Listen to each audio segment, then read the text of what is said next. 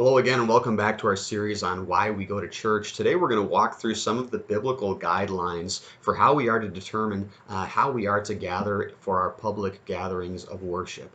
The first scriptural point that we want to make as we consider this topic is Christian freedom.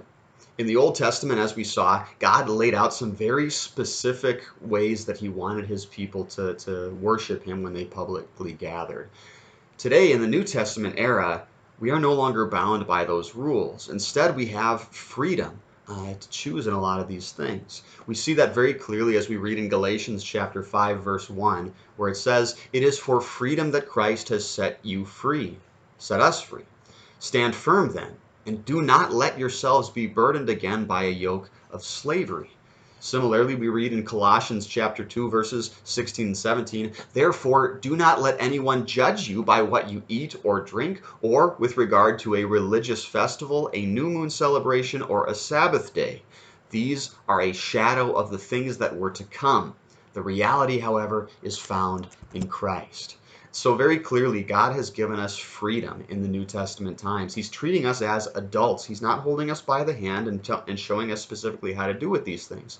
Now, again, that doesn't mean we're free from the moral law, right? We still should not be murdering our neighbors and those things, right? Those laws do still bound us, but we don't have the same rules and regulations that the Old Testament people of God had in those ceremonial worship laws.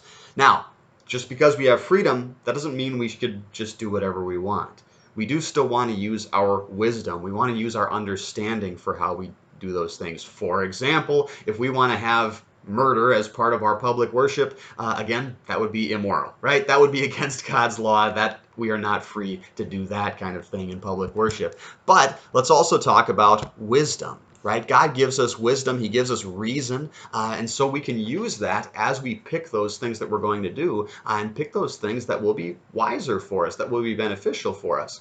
Now, here's some of the biblical guidance again in how we are to use our freedom, our Christian freedom. First off, from Galatians chapter 5, verses 13 and 14. "You, my brothers and sisters, were called to be free, but do not use your freedom to indulge the flesh. Rather, serve one another humbly in love. For the entire law is fulfilled in keeping this one command: love your neighbor as yourself." You see the point here?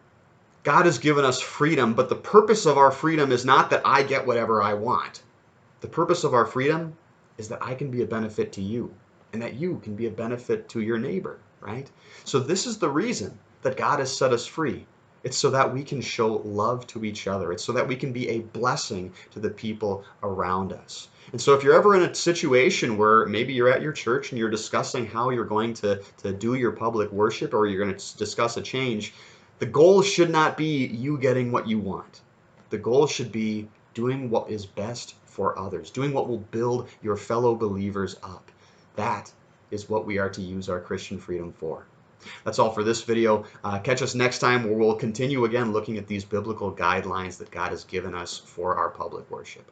God's blessings. And I say, can't be that easy. And he said, and no, it wasn't